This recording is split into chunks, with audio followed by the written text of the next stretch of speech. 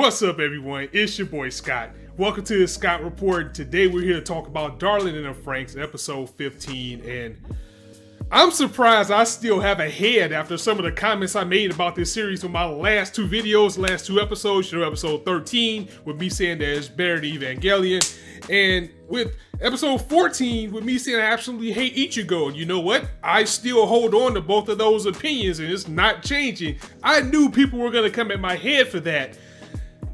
But you know what? It is episodes like episode 15 that backs my opinion of why I feel that way, because this series is outstanding. It is outstanding. It has etched its way into being a contender for anime of the year, if that can count for this year, because, well, yeah, it can count for this year because it started in winter, so we can go ahead and erase what I was going to say for that. I thought, it was like a leftover, but it's a leftover from the winter season. And, because I like mecha anime, and because the team that's behind it, I expected to like this series, but I did not expect to absolutely love this series, and that is what I'm getting with Darling in the Franxx right now. And it was a slow burn. Like, I didn't feel the greatness of this series until honestly about episode 11. What was it, 11, 12? The episode where Zorome, when he met the old lady. That's when things started to build up, and I started to say to myself, like, okay, this series is swinging in the right direction to the point where things can get really good. And I don't remember the last time I can sit here and say that a series has gotten better and better and better and better and better as it went along. It's like every episode just keeps topping the next, and this episode was absolutely fantastic by all the standards, from everything that you can rate it on. And finally, my boy Goro putting a stop to the madness. Can we just take a moment to applaud this man once again, the best boy of the year? And if he doesn't get best boy of the year, because I don't think anybody's gonna clean him out, in my opinion, that's a snub, because this guy is so clutch and he comes in at the right time. Goro coming in, stopping the madness with Ichigo. Oh my God. Oh, I mean, this character, she just angered me with every fiber of my being in this episode once again. And even though, yeah, near the end, she finally just accepted that Zero, 2, and Hiro belong together, and finally admitted that she was happy. Just those delicious tears of seeing her cry to know that HiroTwo doesn't even, I said HiroTwo, I'm already putting them together. I'm surprised that's not a relationship name. If it's not, we're gonna make it HiroTwo. Go ahead and hashtag that if you guys want. Just to see those delicious tears of Ichigo when she realized that Hiro had no feelings for her. Like, when she linked up with him, everything that he was thinking about was just 0-2, and then she was like, I'm not even a mention in his mind at all. And Goro stepping in, because Ichigo, she was on the protector thing again, like, I'm not gonna let you go out there and risk your life, I'm not gonna protect you, just stay safe, with her grabbing the hand while they're doing the mission briefing, because Hiro couldn't go this time because he doesn't have a partner, so he had to leave everything else in everybody else's hands. And, with the grasping of the hand, everybody's seeing 0-2 out there fighting by herself in solo mode, and it just sent me the wrong feelings, because she was just holding on to something that wasn't there. People were trying to argue it, and I'm not gonna get into it. I'm gonna talk about this episode, and again, my best boy Goro saying this needs to stop. And this wasn't the exact thing he said, but this is what he meant. He basically said to Ichigo, like, can't you see that these two need each other? Don't you see what's going on? Can't you see that they need to be together? We should stop trying for them to be together. My boy Hiro actually went out there in a training suit to get to 0-2 in the most dangerous event that we had in this series so far, because these Klaxosaurs, they were getting some body bags this time. They were actually taking out entire plantations, as these scumbag humans are trying to protect the Grand Crevice, and they were a little bit coy about what the Grand Crevice is and why they need to protect it so much. All we know is that it was filled with a whole bunch of fucking Klaxosaurs, and they want to protect this place and look like they're trying to open it for some reason. So I think this may be like the home of it. Like if you guys saw Pacific Rim, remember how they had to close up that gate to stop all the kaiju from coming out? I feel that's what's going on with this Grand Crevice and why the humans want to actually, you know, not lose this area or protect it for some reason. But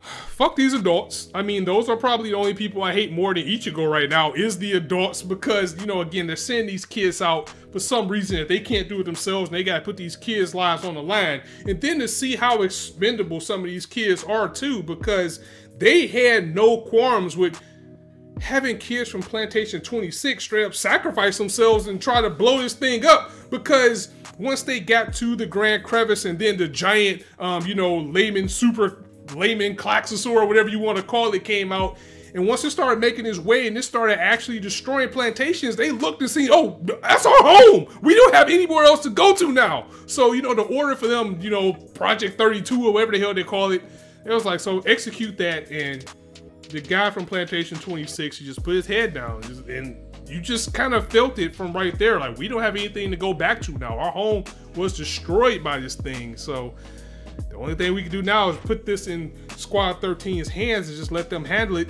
Oh man, that was a powerful scene. And I haven't felt this way about a series since probably ReZero, a series that just makes me feel coming into it and leaving it. And even though, you know, you have bright moments, this episode had bright moments. I mean, this episode was full of feels and bright moments. There are straight up times where I am completely worried about people. It's like, I know we're gonna lose Goro any day now. I don't know, maybe he might be safe because, you know, Ichigo got over her thing. But you know what, that's what scares me the most, because now I know he's gonna die protecting her. I'm worried about the other kids, you know, with all these Klaxosaurs being around. I'm worried that we're gonna lose somebody else, especially with Squad 13 starting to shine a little bit and everybody beginning to recognize them. Even the, you know, the scumbag nines, you know, they're beginning to recognize their greatness too. Let's talk about them for a little while too, because the nines are some savages out here, for real. I mean, of course, we already knew that they were going to be a clean unit. They were going to be like, you know, the cream of the crop, but they are flipping all the scripts in this series. I mean, you got guys riding girls, you got girls riding guys, you got girls on girls, you got all the mix-ups you can get with the nines. You got them with horns over their heads, and this is all by the machinations of these adults and their experiments and what they're doing. So who knows what's going on with the nines, that they can have these mix-ups in the way that they're built right now. But I just don't, fuck Dr. Franxx, fuck these humans, fuck everything they're trying to do, because nothing that they're doing is worth these precious child lives, man. And this series really did hit me right here this episode. And this series has been hitting me overall, but this was the episode that had the most stakes, as we actually saw like some real people losing their lives, and nobody major, but again, we've seen straight up teams just getting decimated, and we've seen Plantation 26 and probably a couple other plantations that we don't know about just straight up get wiped out by that big Klaxosaur. Things are getting real as we head into the second, well, we're already in the second half, but now that we head into the final stretch of this series. And you know what episode's about to go in when they skip the opening, when they just start showing text.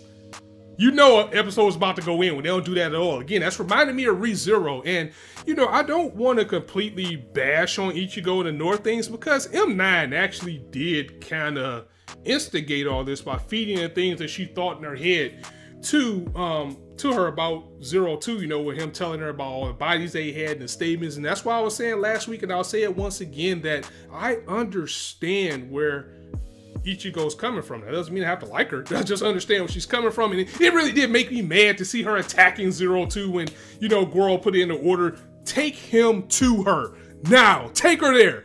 Take them there, let them be together. And then when she just had to get her little licks in on HiroTwo just to get her little steam off, I was like, oh, this bitch. I'm sorry, I just have to say it. But, you know, she finally admitted. And again, to see her eat that humble pie and to admit to her wrongs, that was actually pretty good. I mean, it was a powerful scene overall. I mean, of course, the most powerful scene of the episode overall was when Hiro and HiroTwo got together, and then they started crying and hugging and just confessing their feelings to each other. For HiroTwo to actually say I love you, because they use this word like it's nothing in this series, I absolutely love it. For HiroTwo to say that, it just broke my heart. And to see what she went through, is we already knew that they wiped their memories before, and the things that she was doing to try to remember her darling, like you know, Hiro, he got the most of it, is he was able to completely lose his memories, while HiroTwo, they were saying that, you know, the damage that was, well, not damage, but you know, the memories that she have, they might be too strong for us to completely wipe away. So whenever she was having a wound, she would lick herself, and you know, it would just remind her of what he was doing. She actually ate the book. She ate the book, and we were wondering what would happen to the book. She actually ate the book that she had about the Prince and the Beast, so she can just have those memories forever. I mean, the series is just beautiful, and for them to finally share that real kiss, a kiss that wasn't forced, a kiss that wasn't surprised, for them to say I love you to each other, and for the Strelitzia to go into that final form. It looks like we're gonna have a red common Strelitzia. Gundam fans know what's up with that. It's just now in red, as it was just clean, knocking everything to actually see the happiness on the face of the robot, to see HiroTwo being happy. This was all worth it. And we get a little bit of rest because next week is actually going to be a recap. So, and you need that. You need that on long running series. I mean, they usually, some long running series do that. They give you the recap episode. And I think this is a series that needs it, because right now we got so much going on around that we can't lose sight that even though the main focus is Hiro and HiroTwo, you know, we got some things we need to catch up on too, as far as what's going on with the humans and the scum that they're trying to do, and what was so important about this Grand Crevice. So the recap episode will get us caught up on that as we go into the final stretch of this series, and I'm gonna miss it. I'm gonna miss it so much, but we need the rest now, because it is a recap. I probably won't cover it unless they have like a lot of extra stuff to it, but we'll just have to see where it goes from there. And it's hard to ignore the Ava callbacks that this series has as well. And correct me if I'm wrong, but I think some of the staff for that series is actually on this, so that's pretty interesting too. But the biggest thing was the contemplative text house coming up, you know, with HiroTwo when she was in her own zone, when she was solo riding the Franxx. And, you know, even with Hiro, when he was sitting back and, you know, they showed the text coming up, you know, like, who am I, and with their feelings and everything, and it would just show the words. That was 100% from Ava, and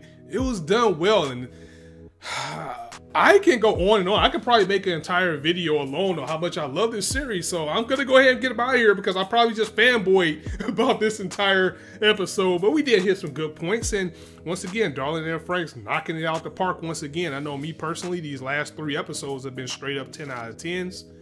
And if this is any indication of how we're gonna go, if this series falls flat at the end, that's gonna be tragic. It's gonna be one of those series that, even if the ending isn't like, you know, what everybody wants it to be, it's had too good of a run for it to be a completely bad series. And you know, some people that still aren't on board with it. Some people that get salty because, you know, people think, oh, it's not a big deal. They probably haven't watched it all the way. You really do need to watch the series. If you got a friend that haven't watched the series, give it to them, tell them to watch it past episode 2. It's not the pervy fest that everybody thought it was. And I was one of those people who's like, I never wanted to drop it, but I was just kind of like, you know, I'll watch it when I watch it.